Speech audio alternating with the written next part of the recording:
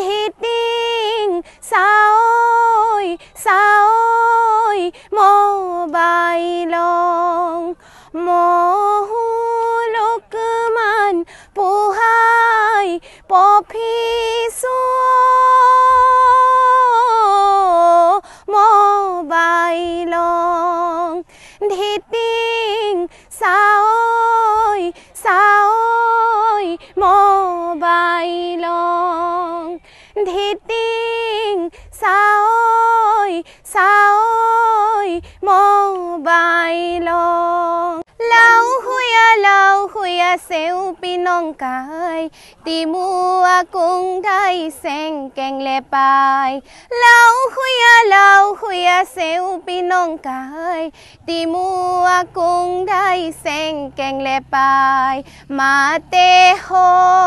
kang khangoi timua kung dai seng keng le pai timua kung dai seng keng le pai sau kung sau kang kangoi timua kung dai seng keng le pai timua kung dai seng keng le pai Rau zen pinau dai ni Zin si rau roi rau mai yong Nau sing bong kham pi makan Ngau sing bong kham sum sing pi kham Palung sing kham saman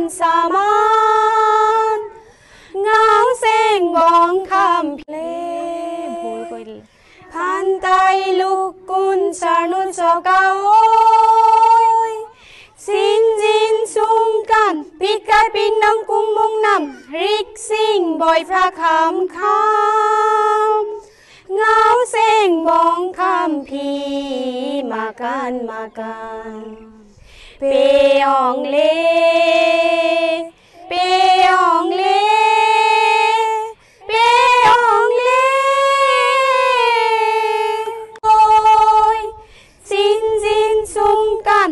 Kai pin nang kum mung nam rik sing boy fra kham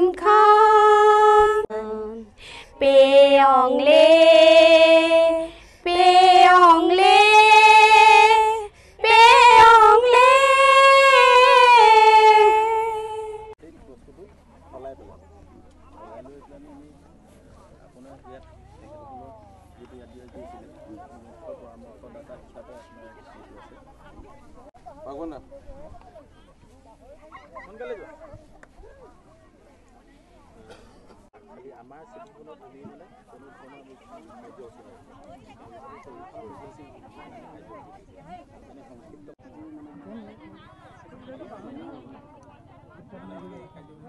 ডিপাৰ্টমেণ্টৰ ফালৰ পৰা কাৰণে মই লগৰ এটা কৈ পেলাই দিয়াই দিছোঁ টকা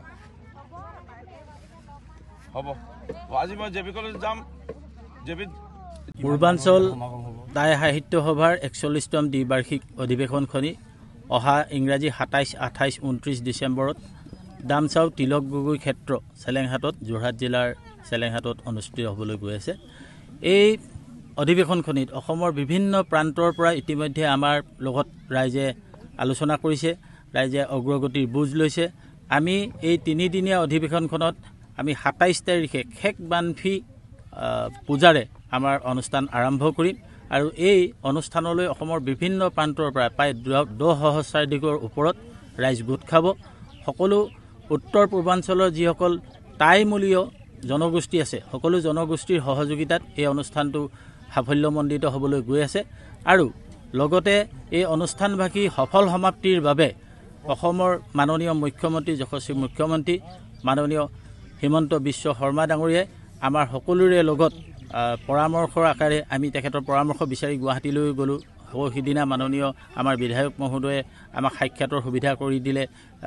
দেৰগাঁৱত। তেখেতে সেইদিনাও আমাৰ গোটেই অধিৱেশনখনৰ বুজ ল'লে আৰু অধিৱেশনখনিত আমাৰ সাফল্যমণ্ডিত হোৱাৰ বাবে তেখেতে সকলো ধৰণৰ সহায় সহযোগিতা আগবঢ়াইছে। এই অধিৱেশনখনত আমাৰ মুখ্য পৰামৰ্শদাতা হিচাপে অসমৰ মাননীয় কেবিনেট মন্ত্ৰী যোগেন মোহন ডাঙৰীয়াক আমি ইয়াত ৰাখিছোঁ আৰু পৰামৰ্শদাতা হিচাপে আমাৰ স্থানীয় মৰিয়নি সমষ্টিৰ সন্মানীয় বিধায়ক শ্ৰীযুত ৰূপজ্যোতি কুৰ্মী ডাঙৰীয়াক আমি